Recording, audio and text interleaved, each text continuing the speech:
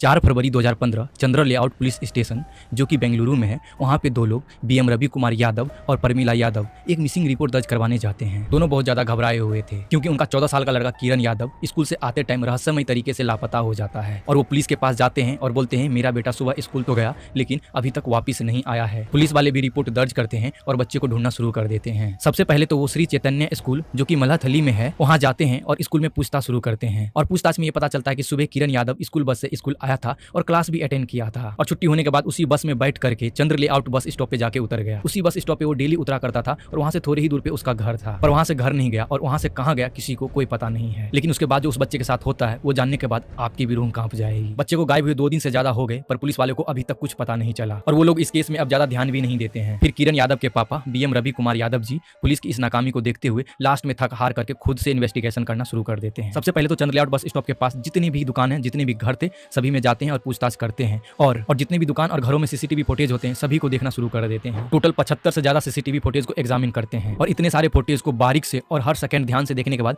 एक बात पता चलता है। 3:45 पे चंद्र लेआउट बस स्टॉप पे स्कूल बस आती है और किरण को ड्रॉप करती है और 3:48 पे एक नौजवान लड़का किरण को वहां से पिक करता है और दोनों कुछ बातें करते हैं और वहां से निकल जाते हैं और वो उस लड़के को देखते ही शॉक हो जाते हैं क्योंकि वो लड़का कोई और नहीं उनके ही पड़ोस में रहने वाला मंजूनाथ नाम का एक लड़का था। और ये देखने के बाद फिर बीएम रवि कुमार फौरन पुलिस स्टेशन जाते हैं और पुलिस को ये सब जानकारी देते हैं। फिर पुलिस वाले सीसीटीवी फुटेज को लेकर के मंजूनाथ को उसके घर से उठाते हैं और उससे पूछताछ करना शुरू कर देते हैं। पहले तो मंजूनाथ इनकार कर रहा था लेकिन जब पुलिस वाले सख्ती से पूछते हैं यानी अपनी पुलिस या अंदाज में पूछते हैं तो फिर वो हर चीज बयां करना शुरू कर देता है। और मंजूनाथ का सबसे पहला सेंटेंस यही था कि उसकी मम्मी ने मेरी जिंदगी छीन लिया है तो मैंने भी उसका बेटा छीन लिया। यह बोलने के बाद वो अपना क्राइम कबूल करना शुरू कर देता है। वो कहता कि मुझे पता था कि किरण की कब स्कूल से छुट्टी होती है, उससे पहले ही मैं बस स्टॉप पे जाके उसका वेट कर रहा था। वो बस से नीचे उतरा, मैं उसके पास गया और मैं उससे बोला कि तुम्हारा भाई बहुत ज्यादा बीमार है और वो हॉस्पिटल में भर्ती है, तुम्हारे मम्मी पापा भी हॉस्पिटल में ही है, वो तुम्हारे भाई को लेके हॉस्पिटल गए हैं और तुम्हें हॉस्पिटल ले जाने के लिए मुझे भेजे हैं, तो तुम मेरे साथ चलो अपने भाई को देखने के लिए। इतना सुनने के बाद किरण यादव डर जाता है और वो बाइक पे जाके बैठ जाता है और हॉस्पिटल जाने के लिए तैयार भी हो जाता है। फिर उसके 15 मिनट बाद यानी